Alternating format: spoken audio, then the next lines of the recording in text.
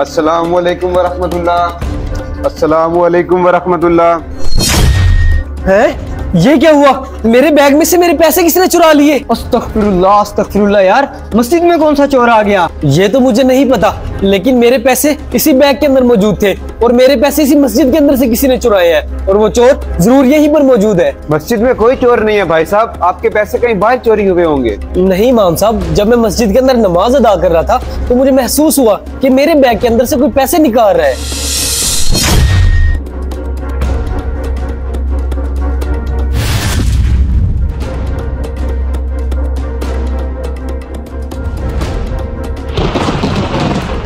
अच्छा तो तुम मुझे ये बताओ कि तुम्हारे बैग में क्या क्या था? इमाम साहब, मेरे बैग के अंदर मेरी जरूरत के बहुत ज्यादा पैसे थे। चले ठीक है, आप परेशान ना हो। अगर आपको लगता है कि आपके पैसे मस्जिद में चोरी हुए हैं तो इंशाल्लाह जरूर मिल जाएंगे।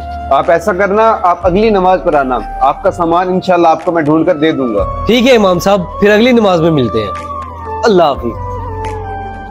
वैसे इमाम साहब, इतनी बेहुदा हरकत मस्जिद में आखिर कर कौन सकता है? और वैसे भी इमाम साहब, वो आज पहली बार मस्जिद में नमाज पढ़ने के लिए आया था, वो बेचारा क्या सोचेगा? कोई बात नहीं, आप लोग परेशान ना हो, जो भी होता है अच्छे के लिए होता है। ठीक है इमाम साहब, हम फिर चलते हैं।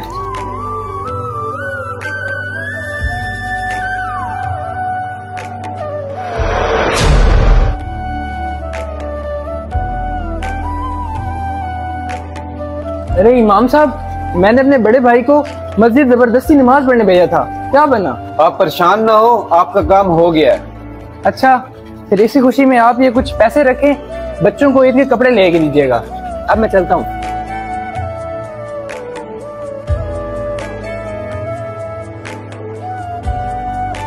यूसुफ यार, नमाज का टाइम भी हो गया है और मैं उम्मीद करता हूँ कि उस बेचारे का सामान भी मिल गया हो। चला चलते हैं मस्जिद।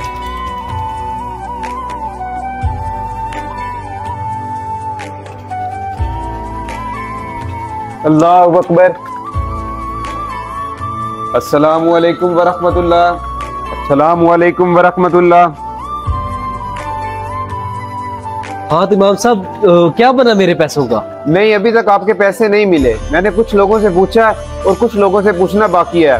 आप एक काम करना, अगली नमाज में आना, उम्मीद करता हूँ आपके पैसे मिल जाएंगे। क्या कहा? अभी तक मेरे पैसे नहीं मिले?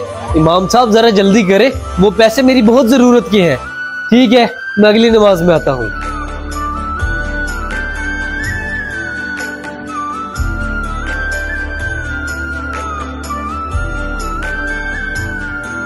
अस्सलाम वालेकुम। इमाम साहब, मेरे पैसों का क्या बना? मिल गए हैं या अभी तक नहीं मिले? वालेकुम अस्सलाम। जुबैर भाई बैठो। जुबैर भाई, आपके पैसे अभी तक नहीं मिले। आप अगली नमाज में आएंगे, इंशाल्लाह आपके पैसे जरूर मिल जाएंगे। ये क्या ड्रामा बनाया हुआ है इमाम साहब? हर नमाज में मुझे कहते हैं कि अगली नमाज में आ जाना। अगर आपसे मेरा काम नहीं होता तो आप वैसे मुझे बता दो ना, आपके चक्कर में कम से कम मुझे बार बार मस्जिद तो ना आना पड़े। अरे क्या हुआ जुबैर भाई, किन पैसों की बात कर रहे हैं आप? कुछ भी नहीं छोटे, तुम्हारे कहने पर मैं मस्जिद में नमाज पढ़ने के लिए आया था और जिस दिन मैं मस्जिद में आया उसी दिन मेरे बैग से मेरे पैसे चोरी हो गए और इमाम साहब ने कहा कि अगली नमाज में आ जाना, तुम्हें तुम्हारे पैसे मिल जाएंगे। आज तीसरा दिन है, मैं मस्जिद के चक्कर काट रहा हूँ, लेकिन मुझे मेरे पैसे ही नहीं मिल रहे। वैसे भाई, आप ये बताएं कि आपके बैग में कितने पैसे थे? होंगे यही कोई 10-15 हजार रुपए।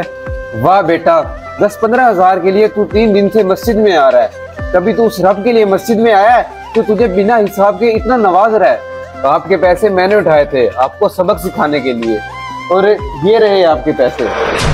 देखो मेरे भाई, जो रब दिन में 5 मरतबा अजान के जरिए तुम्हें अपने घर बुलाता है, क्या तुम कभी उसके कहने पर आए हो?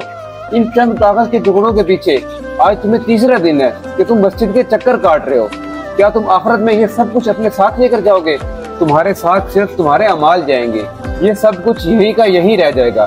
देखो मेरे भाई, कब्र में सबसे पहले सवाल नमाज का होगा, इसलिए नमाज की पाबंदी किया करो। बिल्कुल इमाम साहब, आपकी इस बात ने मेरी आंखें खोल दी और मैं आज के बाद कोशिश करूंगा कि मैं रोजाना 5 वक्त की नमाज अदा करूं। ठीक है इमाम साहब, मैं चलता हूँ।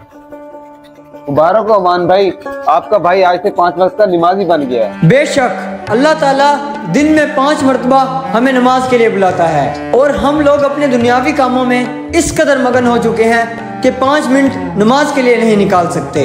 ये पैसा, ये दौलत, सब कुछ यहीं रह जाएगा। अल्लाह के सामने सबसे पहला सवाल नमाज का होगा, तो इसलिए हमें नमाज की पाबंदी करनी चाहिए। अगर आपको हमारी ये वीडियो अच्छी लगी हो तो इसको अपने दोस्तों के साथ शेयर ज़रूर कीजिएगा। बहुत शुक्रिया।